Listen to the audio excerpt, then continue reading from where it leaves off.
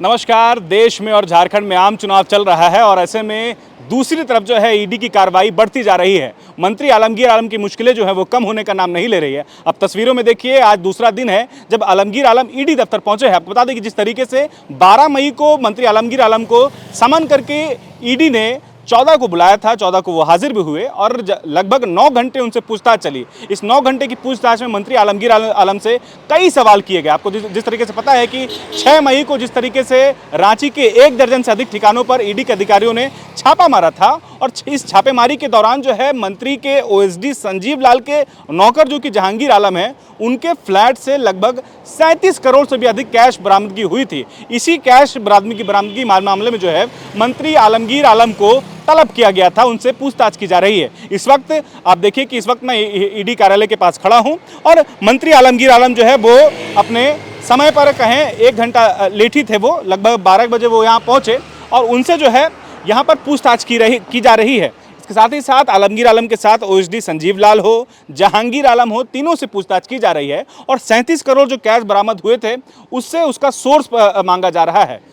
ग्रामीण विकास विभाग में जिस तरीके से गड़बड़ियां हुई है उससे संबंधित भी मंत्री आलमगीर आलम से पूछताछ की जा रही है और ये उनसे पूछा जा रहा है कि आपके विभाग में इस तरह की गड़बड़ियां थी तो इसका आपको अंदाज़ा कैसे नहीं था, आपको इसकी जानकारी कैसे नहीं थी। हालांकि मंत्री आलमगीर आलम जो है ईडी के सवालों का सही जवाब नहीं दे पाए कल। यही वजह है कि आज जो है आलमगीर आलम फिर से जो है ईडी दफ्तर पहुंचे हैं। लगभग जो अभी टाइम हो रहा है वो जो है 12 बजे का वक्त हो रहा है। जिस तरीके से आलमगीर आलम इससे ईडी के अधिकारी पूछताछ कर रही है और संभवतः जो है आज भी जो है लंबी पूछताछ हो सकती है।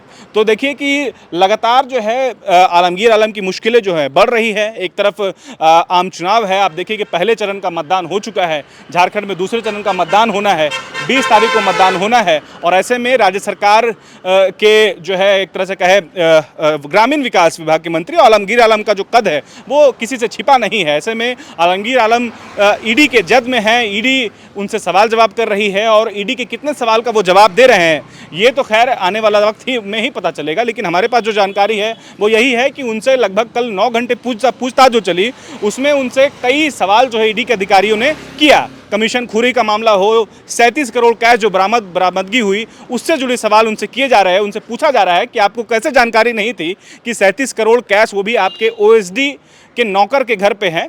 तो टाल मटोल करते उन्होंने कहा कि उन्हें इस बात की जानकारी नहीं थी। लेकिन आप देखिए कि ये पूरा जो मामला है ये मनी लॉन्ड्रिंग से जोड़ करके देखा जा रहा है। साथ ही साथ जब ईडी की छापेमारी हुई थी तो कई संदिग्ध दस्तावेज जो है ईडी के अधिकारियों के हाथ लगे थे। उसमें यह भी था कि ईडी ने जो पत्र ग्रामीण विकास विभाग को सौंपा था, गुप्त पत्र था, वो पत्र जो है जहांगीर आलम के फ्लैट से मिलता है। तो ऐसे में कहीं ना कहीं आलमगीर आलम सहित उनके ओएसडी और कई जो है लोग हैं वो संदेह के घेरे में आते हैं। तो फिलहाल इसी ईडी दफ्तर में आलमगीर आलम से पूछताछ चल रही है। अब देखना यह है कि आज पूछताछ में क्या कुछ बातें निकल कर आती है, आलमगीर आलम की मुश्किलें बढ़ती है, कम होती है या राहत मिलती है, इसके लिए आपको थोड़ा इंतजार करना होगा। लेकिन आप देखिए कि आलमगीर आलम जो है आज दूसरे दिन भी जो है ईडी दफ्तर पहुंच गए हैं। आप तस्वीरों के माध्यम से देख सकते हैं। हालांकि बॉडी लैंग्वेज जिस तरीके से है वो कह रहा है कि कहीं ना कहीं आलमगीर आलम जो है वो मुश्किलों में है। ईडी के जो अधिकारी है उनसे 9 घंटे पूछताछ कर रहे हैं, बावजूद इसके जो है वो उनके जवाब से या फिर कहें उनके जिस तरीके से वो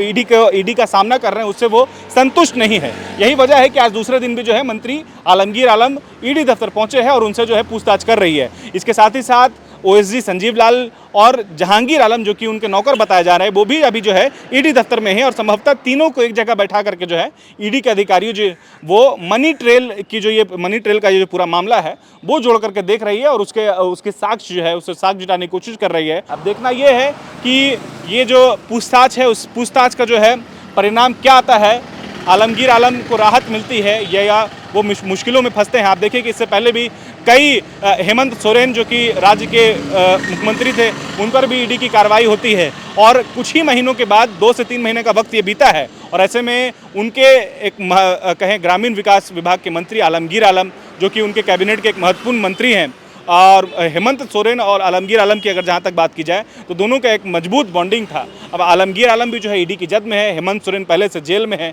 अब देखना यह है कि उनको राहत मिलती है नहीं मिलती है, वो कितने ईडी के सवालों का सामना कर पाते हैं।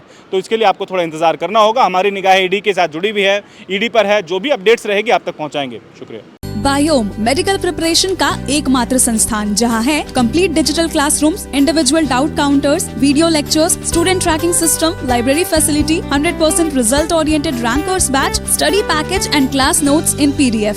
झारखंड के इतिहास में पहली बार नीट यूजी में 700 मार्क्स पार। 10th पास स्टूडेंट्स के लिए फाउंडेशन कोर्स और 11th पास स्टूडेंट के लिए फ्रेशर कोर्स। 12th पास स्टूडेंट्स के लिए टारगेट कोर्स 18 अप्रैल से शुरू हो रहे हैं। Contact biome.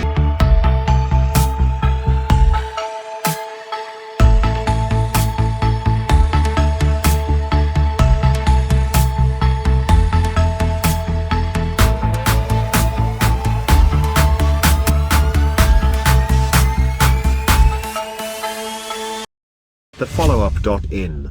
Like, share, and subscribe. www.thefollowup.in